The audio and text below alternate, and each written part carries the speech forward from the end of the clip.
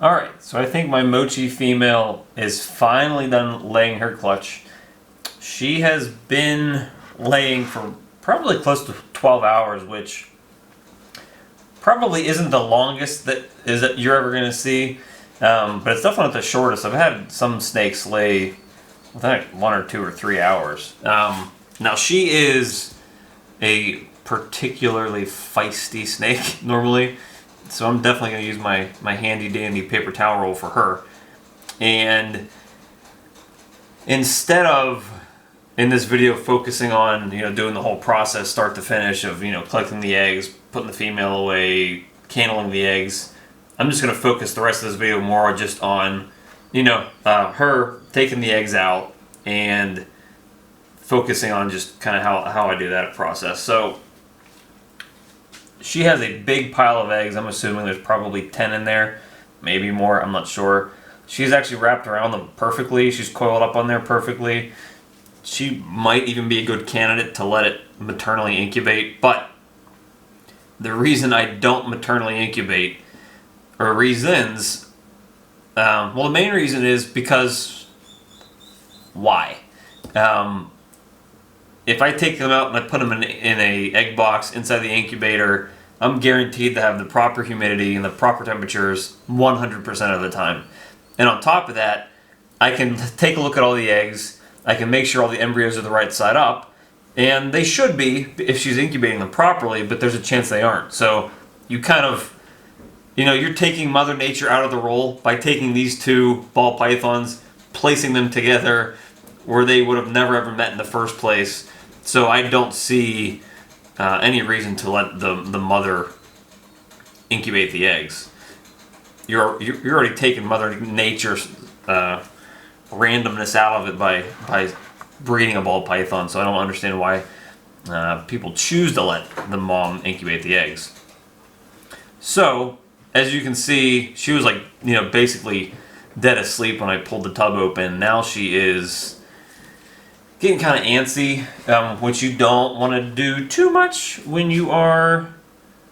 No, she's actually kind of burying her head down. I'm thinking I might be able to get her off of here without too much. No, see it? She's kicking there. That's kind of a defense move. Get out of here. You want to pull the tail out too, because usually they wrap their tail underneath, and that can kind of... She's not coming off of here. Alright. So you want to grab the tail too. I think she was already sort of discombobulated, so she didn't strike at me, which I'm surprised, because she is usually a very feisty snake, and she is empty. So if I put her to the side here real quick while I grab these eggs out of here.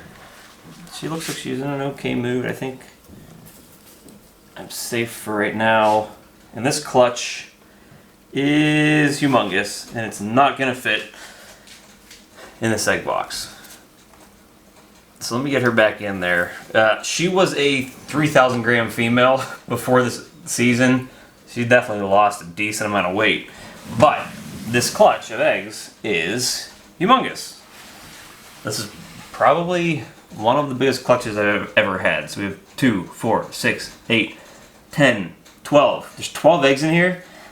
My biggest clutch ever, and this clutch looks perfect. I don't think any of these eggs are bad. They all look good. So you can see here, that's a perfect clutch. Now the issue with the clutch, where there's a couple eggs on top, is that, as you can tell, some of them are a little too high for the egg box. And the reason I have 2 egg boxes here is because I knew the clutch was big, but I also knew that they probably weren't going to fit in one box. But since she laid them all kind of perfectly, what I'm actually going to do is put them on the... I think they should fit in here. I'm trying to orient them so that they're not touching the sides of the egg box. Well, okay, they fit perfectly like that, so they're not touching the sides of the egg box. Let me get the camera a little closer if I can. Let's see. Whoop. Here we go. there. Should be better. I can pull that down to right there. So the eggs fit in there perfectly sideways, but these two, probably 3 eggs on top are too high, and they're gonna end up touching the the pressing seal. So they're gonna have to come off. Now luckily, I know she just laid all these eggs, and these ones were probably the last ones laid. So they can probably peel off rather easy, I hope. Yeah, come off pretty easy. They're actually a lot more firm than I thought they would be. A lot more stuck together. So this clutch is actually not going to be anything too crazy because it wasn't working with any supers. The big kicker with this clutch is that they're all going to be Het Ultramel. There's possible Blue Eye Lucy's in here. She's a Mojave and Enchi. The male was a Bamboo Het Ultramel. So, Bamboo, Mojave offspring. I love the Bamboo gene. It is completely different looking than pretty much every other one of the Blue Eye Lucy genes. Alright, so we got that one off. Looks pretty good. So I need to take these two off as well. They should all fit in here, it looks like. This clutch is huge. That one's really stuck in there. Let's try to get it off. I think I may have left them in there a little too long. We had company over, so I knew she was almost wrapping up laying her eggs, and I decided to not come down right away. And they definitely got a little more stuck together than I'd like. You have to be very delicate when you don't want to like rip them apart. What I'm trying to do is rock them back and forth. So you start from one side and just super slow peeling. Like you probably can't even see my hand moving. I'm applying firm pressure, but it's just enough to just like let it slowly pull off, because you can tear an egg if they're glued together really well and you pull too hard too fast. So you just want to kind of work it from all angles and be very, very careful to not peel or to break off an egg. Anyways, so if I can hit some Blue Eye Lucy's that are Het Ultramel, that is pretty cool.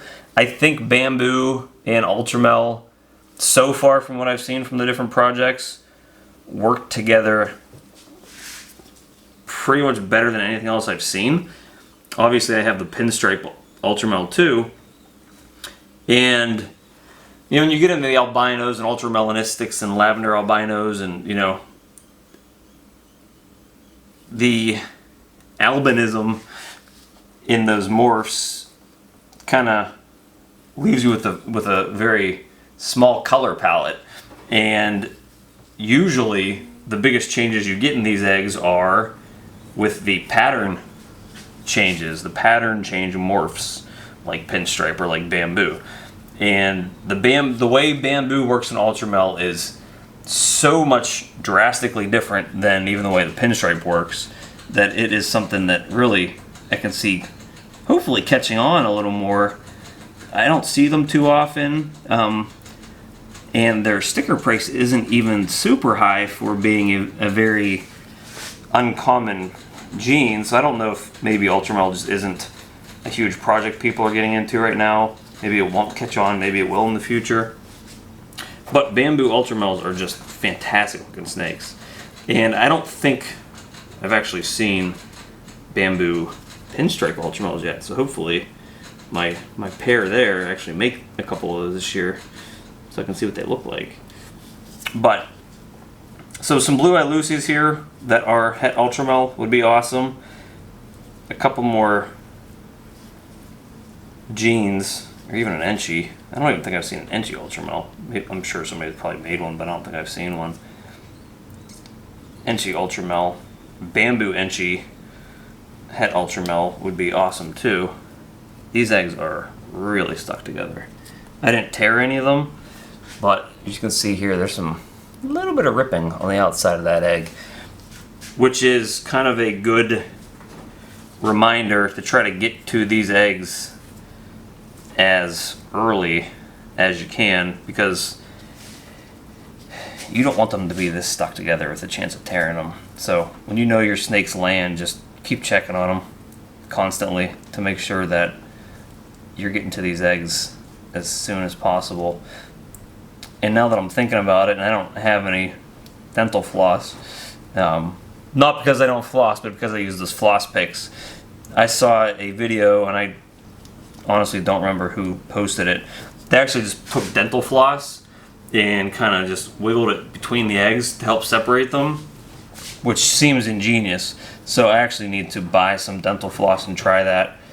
I don't expect too many clutches that are this big again where I'm going to have this issue, and I usually catch them and pull them out right away. But this clutch is just enormous. 12 huge eggs that all look perfect from this female. And I think this female is probably going to go up on Morph Market after she eats a couple times. I don't have any plans for her in the future. She's a big, huge, fantastic female, and I'm sure she'll work great for somebody else's collection. I just don't think it's going to be mine. This is her second clutch she gave me, and if I remember correctly, last year's was pretty close to 12 too. So if anybody is in need of a big, healthy female with a Blue Eye Lucy gene in her, hit me up and I'll get you hooked up. She was a pretty ravenous feeder as well, so I think she should be ready to go by the time this video actually hits YouTube. I think today is the 2nd of June, and I think the way my videos are scheduled out, this probably won't hit till sometime next week. Now, so the issue that I'm running into now is there's so many eggs, and I'd like to keep them all in the same box, but they're kind of too round, so I'm actually going to have to remove a couple more of these eggs just to fit them in here so they're not touching the sides. The reason you don't want them touching the sides is if condensation does form, you don't want them sitting in or touching water. So you don't want them touching the sides of the tub there. Alright, I think we're good here. I think they're all okay. I think they're all snug. So that is what a clutch of 12 monster ball python eggs look like. Like I said, they look all perfect. They're all pearly whites. They're all big. I don't see any that are bad. I'm assuming that they're all going to all have veins in them as well. I'm going to candle them all, check for the embryo being right side up, but I'm not going to do that in this video because this is already going pretty long. So yeah, that's it. This is a nice huge clutch. Hopefully we get some bells out of it, and every single one of these 12 babies is going to be het Ultramel as well. So if you were looking at getting into the Ultramel project, there are going to be a ton of babies here. I may not have any holdbacks. Maybe if I have a ton of Blue Eye Lucies that pop out of here, or if I have a ton of Mojave or Enchi bamboos, I might keep one or two of those, but I'm assuming the majority of these are going to probably be up for sale here in a couple months. So keep a lookout for these. Awesome clutch. And that's it for today. Thanks for stopping by. And please remember to like and subscribe. See ya.